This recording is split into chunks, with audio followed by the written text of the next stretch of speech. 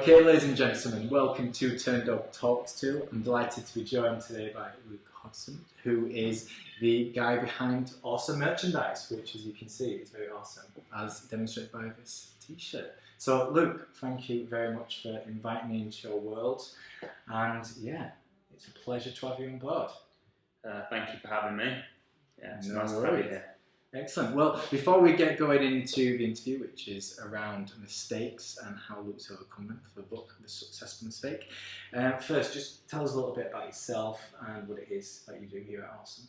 Okay, so yeah, my name's Luke, as you pointed out, and basically at Awesome Merchandise, we're a print and merchandise company, kind of specialising in all sorts of different kind of prints, so from screen print, stuff like your t-shirts, tote bags, through to kind of more niche items like badges, stickers, lighters, and probably around about like 80 products in between. Where we've a bunch of different people, from bands, clothing companies, through to kind of big corporates, anarchist book fairs, through to like kind of Christian kind of societies and things like that. So we'll work with kind of anyone and everyone, and yeah, just got a bunch of different things that we customise with your logo or your artwork. Started also doing kind of e-commerce stores and fulfillment for certain customers as well, which is kind of a new thing that we're doing. But yeah, general print and merchandise, and then a few added value services. Fantastic. And how long have you been doing it for now? Nearly 8 years now. So yeah, started in my bedroom the week before I went to university, and it spiraled quickly out of control. And yeah, that's always the best thing to do. And obviously, I'm sure everyone has at least one friend who is in print in some way. It's a very competitive market, but there is always room out there for the newcomer to come in and do something a little bit different. And obviously, you do a lot of vibrant things. You work with a lot of bands and musicians.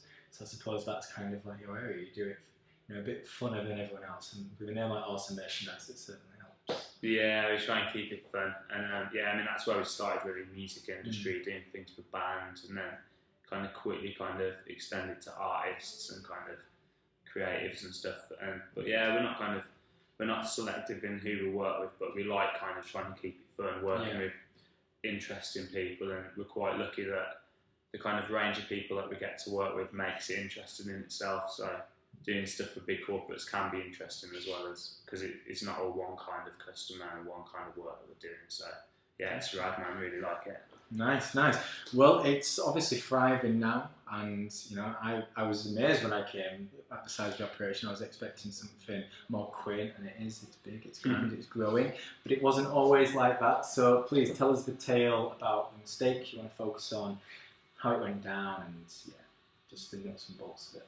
Yeah, so really, I think my mistake was, and it's probably tied into this thing of coming from your bedroom and then becoming a bit more professional, but I think the mistake I made was to be quite insular for a long time in terms of the business, and kind of closing myself off from the outside world, really, in terms of I was just concentrating on the business really hard.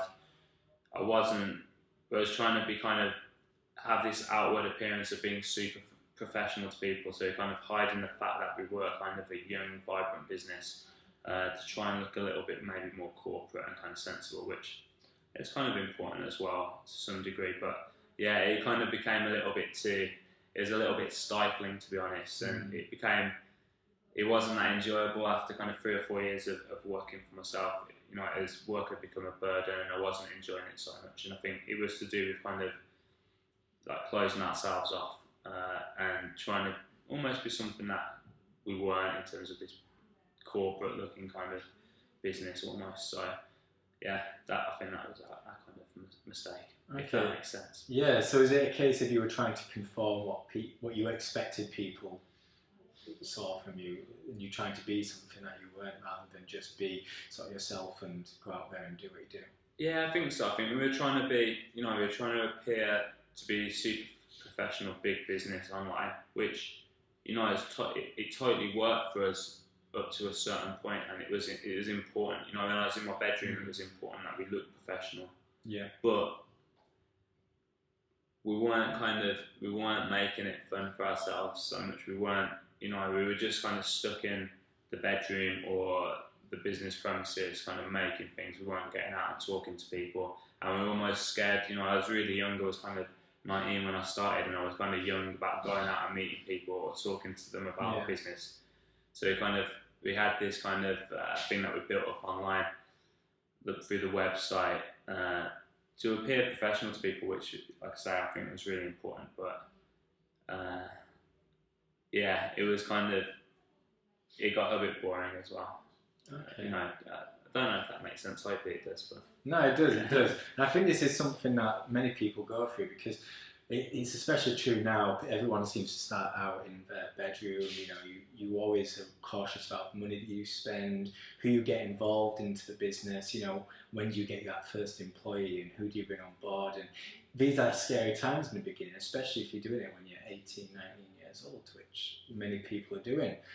And I guess people are a bit worried, and they sometimes become a little in their shell. They're worried about going out. They want to do things in a particular way, how people expect, and it can stifle their creativity. It can stifle what they do best.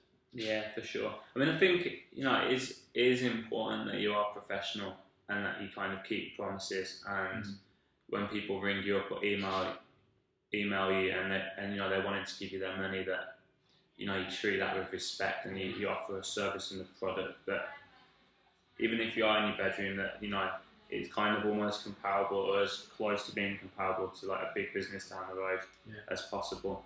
But as well, I think it's important to kind of be true to yourself and sell, you know, and make your business a reflection of you and the good things about you. And if the fact that you're kind of young, get into, I don't know, for us, we're into music, we're into kind of art and stuff like that. Before, we weren't necessarily kind of getting involved with those things enough. When we kind of made a switch to being like, you know, like putting things out there, saying, oh, check out this cool stuff that we're doing, or like sharing a bit about our personality and the kind of stuff that we had working here, it just made it like way better. So when was the kind of that tipping point when things changed, where you started, I suppose, relaxing a little bit and being sort of true to yourself and the brand?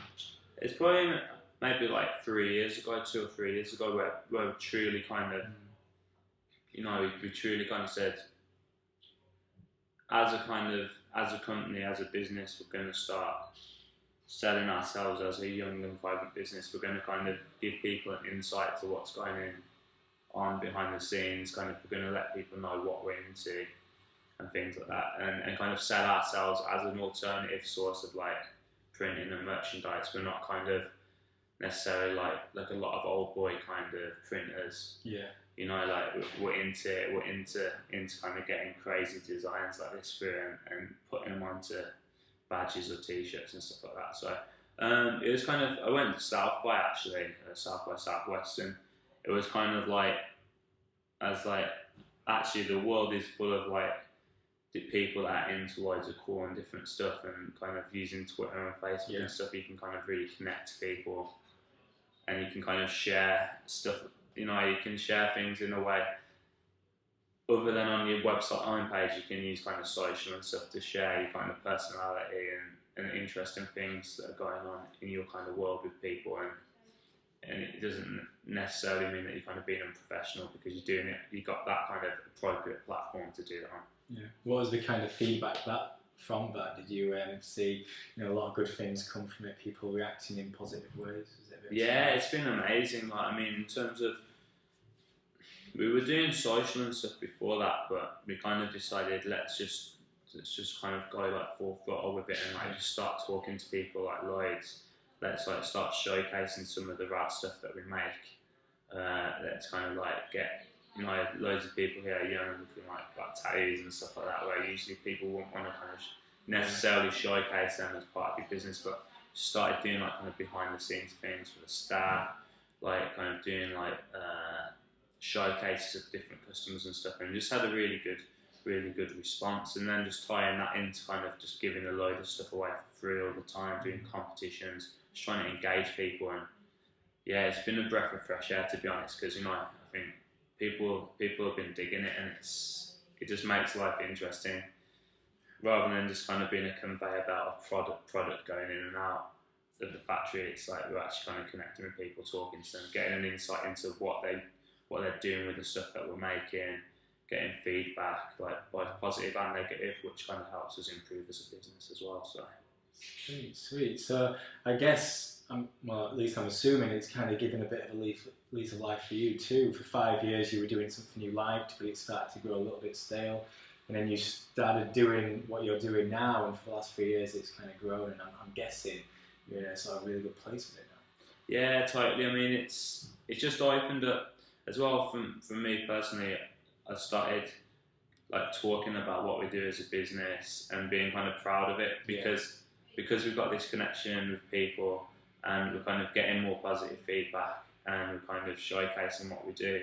It just made it a lot more fun, and it's kind of and people, because people are kind of digging it and they think it's like, you know, a pretty cool company and stuff. That's like, it makes me kind of proud, and it makes me want to make it even better, because I've got like, from the start I had loads of ideas of how we can always improve and things like that, but just to be getting people's feedback with it, and you know, seeing how people kind of react when we launch new products or when we give stuff away for free, it's just, it definitely keeps me kind of enthusiastic about it and keep coming into work and trying to make the business better and stuff like that.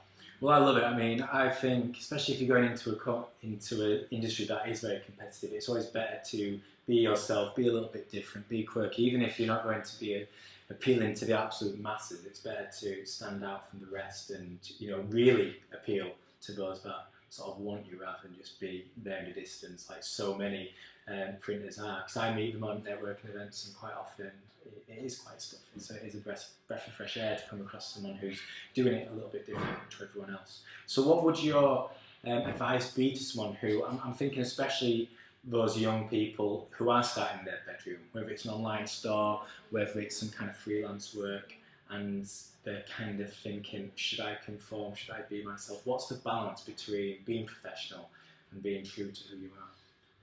I think like the most important thing for whatever you're doing is to make sure that you've got a kind of quality product, whether the product is like physical or whether it's yourself, that, you know, there's some element of quality kind of to that. And you know, like, it's not gonna be kind of the finished product straight away. If you're freelance, you know, you're still learning. Like, if you've got a physical product, you can constantly improve that. But making sure that it is kind of pretty good to start with, and then, you know, you can be yourself as long as you kind of, as long as it's not crappy, as long as you don't come across kind of in a bad way, then it's cool. You can be yourself. Just make sure, you know, you have got that quality and you are professional, even if it is different and alternative. You know what I mean? You can still have, you know, alternative things. You can still have quality kind of to that and do things in a professional way. So, I mean, for us, like for me, when I was in my bedroom, the first thing was make sure a product was always good, and then make sure we always kept our promises. So we didn't overpromise on things that we couldn't deliver upon. And, you know, just make sure that you always stick to your promises. And if you make a mistake, put it right and own up to kind of. You're going to make mistakes, own up to them, try and put it right for the customer, and most of the time then you'll probably be on a good path. But yeah.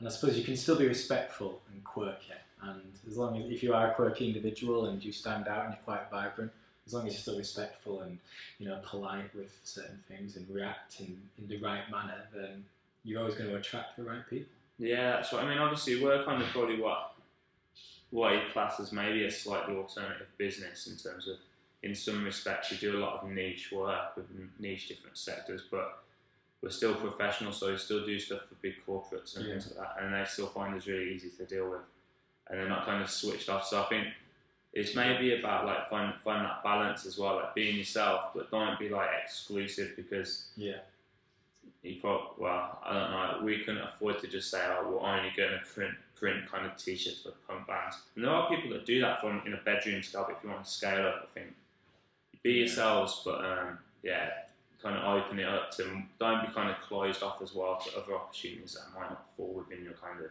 Absolutely, to perfect them big machines you've just shown. I think you need to branch out a little bit. Well, it's been an absolute pleasure. Before we round off, if you could offer just one piece of advice to someone starting up a business, what would it be? say just concentrate on becoming awesome at what you do, and yeah, just be awesome to people. There we go. It's on the t-shirt. So, all right. Well, thank you very much, Luke. It's been an absolute pleasure, and indeed, thank you, viewer, for watching. And hopefully, as I'm sure you have, you've learned a great deal. So, cheers. Thank you. Cheers, Matthew.